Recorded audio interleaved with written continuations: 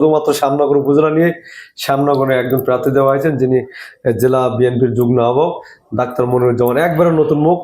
ওনার আসলে দিয়ে মানে কি ধরনের প্রত্যাশা জেলা বিএনপির থেকে আছে, যে কি ফল উনি দিতে? আচ্ছা, ডক্টর মনিরুজ্জামান ও ছোট ভাইয়ের মতন, সে কাজ করছে, অনেকদিন ধরেই কাজ করছে।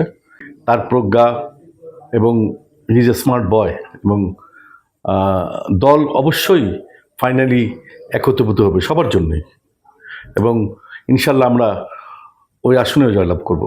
চারজন প্রার্থীকে তুলে নিয়ে আসার জন্য জেলা বিএনপির পক্ষ থেকে মানে কি ধরনের বার্তা বিএনপির কর্মীদের উদ্দেশ্যে একটু সর্বশেষ বলেন। আচ্ছা, আমি আগেই বলেছি যে আমরা জেলা বিএনপি এই চারটি সংসদীয় আসনে আমি এবং ডাবলু এবং আমাদের যে বাকি চারজন, তার মধ্যে একজন প্রার্থী হয়েছে, এবং আমাদের জেলা বিএনপির যে কমিটি আছে, কমিটির সবাইকে নিয়ে, এবং নতুন যে নেতৃত্ব হয়েছে, নেতৃত্বগুলো আমরা চিনি। আমরা একদম মাঠ পর্যায়ে, একদম ওয়ার্ড পর্যায় পর্যন্ত কিন্তু আমরা একজন আরেকজনের পরিচিত হয়ে গেছি।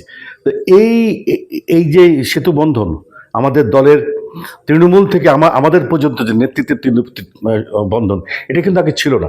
এই যে নতুনভাবে তৈরি হয়েছে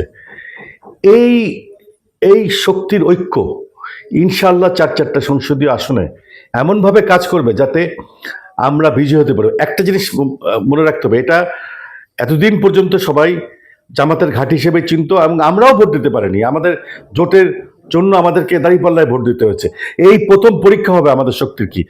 ইনশাল্লাহ একটা কথা বলি, খেলা হবে, লড়াই অবশ্যই হবে, এবং আমরা আমাদের দলের পক্ষ থেকে এটা আশা করবো যে চারটি সংসদীয় আসনে ধানের শীষের প্রার্থী কে প্রার্থী, এটা কিন্তু আমাদের কাছে এখন কোনো উপাদান নয়। ধানের শীষের প্রার্থী অবশ্যই জয়লাভ করবে। আপনার সাতক্ষীরা চারটি আসনের মনোনীত বিএনপির যে চারজন ত্যাগী নেতা, তাদেরকে মনোনয়ন দেওয়া হয়েছে, যেমনটি জেলা নেতৃবৃন্দের মাধ্যমে জানা গেল।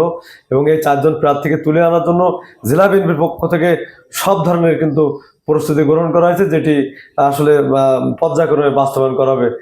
আমি জেলা বিএনপির আহ্বায়ক এইচ এম রহমতুল্লাহ পলাশ ভাই এবং সদস্য সচিব আবু জাহিদ ডব্লিউ ভাইকে ধন্যবাদ জানাচ্ছি।